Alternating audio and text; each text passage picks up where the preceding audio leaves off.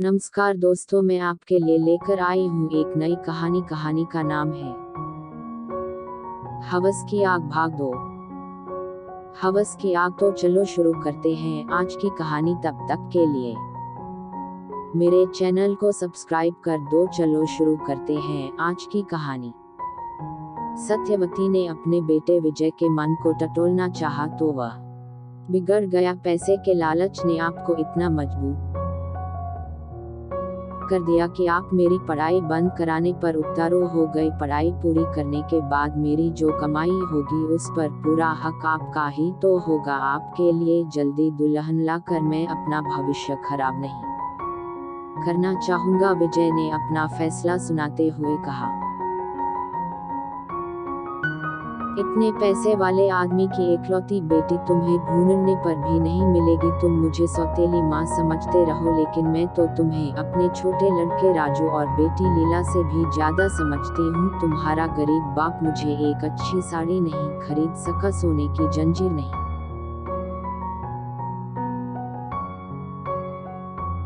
दे सका, खाने के लाले पड़े रहते हैं। तुम्हारी पढ़ाई में ही सारा पैसा खर्च कर देता रहा है। कभी सोचा है कि मैं घर कैसे चला रही हूँ? अमीर की बेटी यहाँ आकर सोना बरसाएगी तो सभी का भला हो जाएगा। सत्यवती ने विजय को समझाया। श्यामाचरण की पहली औरत मर चुकी थी। उसने दूसरी शादी सत्यवती से रचाई थी, जिससे 2 बच्चे हुए थे। बेटा एक बार चलकर उस लड़की को देख तो लो, पसंद आए तो हाँ कर देना। मैं विवेक राय के यहाँ रिश्ता मांगने नहीं गया था, बल्कि उन्होंने खुद बुलाया था। अगर उनकी लड़की हमारी बहू बनने लायक है तो घर में आने वाली लक्ष्मी को ठुकराया नहीं जाता। श्यामाचरण ने अपने बेटे विजय को समझाते हुए कहा, आप लोग समझते क्यों नहीं? मेरी पढ़ाई रुक जाएगी तब क्या होगा? आजकल नौकरी भी इतनी जल्दी नहीं मिलती। आपको धन दौलत मिली तो कितने दिन तक उसे इस्तेमाल कर पाएंगे? हर माँ बाप लड़की को अपने घर से जल्दी निकालना चाहते हैं, इसलिए हम गरीब लोगों के पल्ले बांध कर वे भी फुर्सत पा लेना चाहते होंगे। उनके पास काफी पैसा है, अकेली लड़की है, सब कुछ तुम्हें ही मिलेगा, जिंदगी भर मौज से रह ना। शादी के बाद अगर कल को उन्होंने मुझे घरजमाई बनाकर रखना चाहा तो क्या आप उम्मीद करते हैं कि उनका पैसा यहाँ पहुँच पाएगा? मुझे उनके यहाँ गुलाम बनकर रहना पड़ेगा, जो मैं कभी पसंद नहीं करूँगा।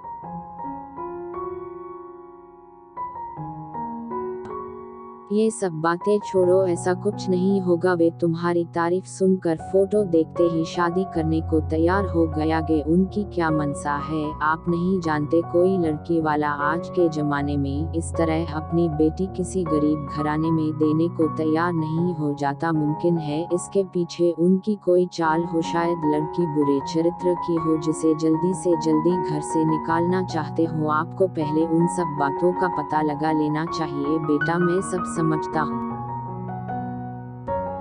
विवेक राय मुमानगा दहेज देंगे, ऐसा रिश्ता मैं मना नहीं सकता। आप जिद करेंगे तो मैं इस घर को छोड़कर कहीं और चला जाऊंगा। गुस्से में विजय बोला, तो तुम भी कान खोलकर सुन लो, अगर तुमने ऐसा किया तो मैं भी आत्महत्या कर लूंगा। कहते हुए श्यामाचरण रोने लगे। आखिरकार विजय को झुकना पड़ा। गाजियाबाद में विजय अपने पिता के साथ जाकर विवेक राय की बेटी रेशमा को देखने के लिए राजी हो गया। सच में श्यामाचरण पैसों का लालची था। उसने रेशमा के बारे में किसी के द्वारा पूरी जानकारी हासिल करना जरूरी नहीं समझा। सत्यवती ने भी अपने सौतेले बेटे विजय के भविष्य के बारे में सोचना जरूरी नहीं समझा। वह तो चाहती थी कि जल्द से जल्द उसके यहाँ छप्पर फाड़ कर रुपया बरसे। लड़की जैसी भी हो उससे सरोकार नहीं, फिर भी उसके मन में शंका बनी थी कि बिना किसी ऐब के एक रईस अपनी बेटी को इतनी जल्दी गरीब घराने में शादी के लिए दबाव क्यों डालने लगा था। फिर उसने सोचा, उसे लड़की से क्या लेना देना, उसे तो गहने धन दौलत से मतलब रहेगा, जिसे पाकर वह खुद राज करेगी। विवेक राय ने श्यामाचरण को यह भी बतला दिया था कि उनके पास केवल दौलत ही नहीं बल्कि सत्ता की। उन्होंने यह भी भरोसा दिलाया कि विजय को दामाद बनाते ही उसे अच्छी नौकरी दिलवा देंगे। विवेक राय चरित्रहीन था। उसने 4 शादियां की थी। पहली पत्नी से रेशमा हुई थी। जब रेशमा 4 साल की हुई तो उसकी मां मर गई।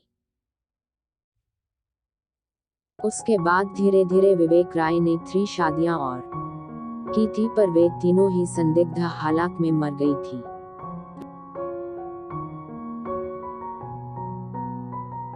रेशमा को उन तीनों की मौत के बारे में भनक थी, पर जानकर भी वह अनजान बनी रही और दब कर रहने की आदी हो चुकी थी। विवेक राय की सबसे बड़ी कमजोरी बाजारों, औरतें और शराब की लत थी। जब विवेक राय पर नशे का जुनून सवार हो जाता तो वे भूखे भेड़िए की तरह औरत पर टूट पड़ते और दरिंदे की तरह रौंद डालते।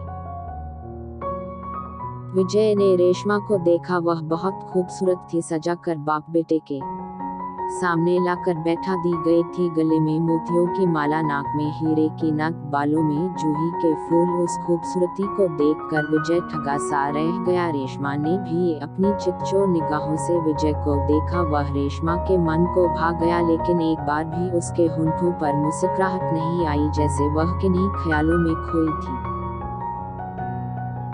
विजय के कुछ पूछने पर सिर झुका देती, मानो उसमें लाज शर्म हो। विवेक राय ने दोनों की भावनाओं को समझा। नाश्ता पानी होने के बाद श्यामाचरण और विजय को 1 महीने के अंदर रेशमा से शादी करने को विवेक राय मजबूर करते रहे कि वे लोग बारात लेकर गाजियाबाद में फलां तारीख की अमुक जगह पर पहुंच जाए। उसी समय विवेक राय ने 50,000 रुपए श्यामाचरण के हाथ में नजराने की रस्म अदा कर दी और भरोसा दिलाया कि उन्हें मुंहमांगी कीमत मिलेगी। घर लौटने पर विजय ने शादी करने से मना कर दिया, लेकिन पिता की धमकी और जोर डालने पर उसे मजबूर होना पड़ा। ताकत भी है। कई बड़े सरकारी अफसर, नेता, मंत्री और विधायकों से भी याराना है, जिसकी वजह से उसका शहर में दबदबा है। मेरी कहानी अच्छी लगी हो तो चैनल को सब्सक्राइब कर दो। भाग 3 कल सुनने को मिलेगा। तब तक के लिए गुड बाय।